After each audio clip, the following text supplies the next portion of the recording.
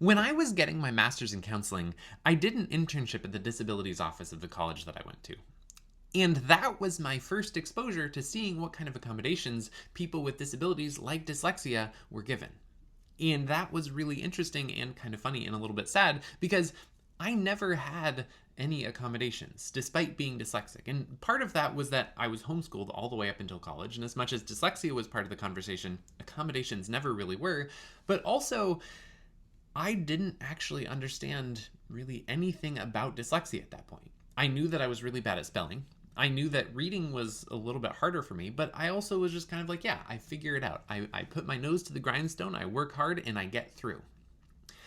And so it was interesting and funny and actually probably mostly sad when I was working in this internship, seeing these accommodations and having the thoughts of like, I think that would have been really helpful for me to have that actually. Like if I had access to these tools, I think that would have made a big difference for me and my academic functioning.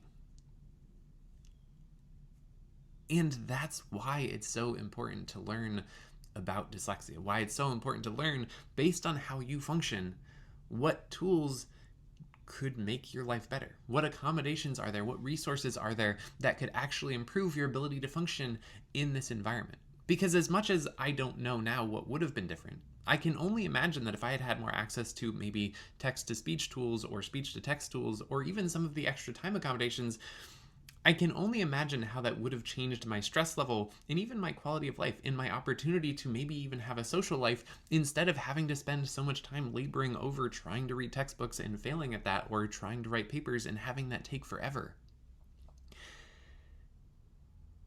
And so now, like, part of why I talk about this is because I don't want people to have the same experience that I did. I want people to understand what dyslexia is, how it impacts you, and to be able to figure out, okay, what tools do I need to make it so that I can most effectively do what I need to do? That's what so much of this is about.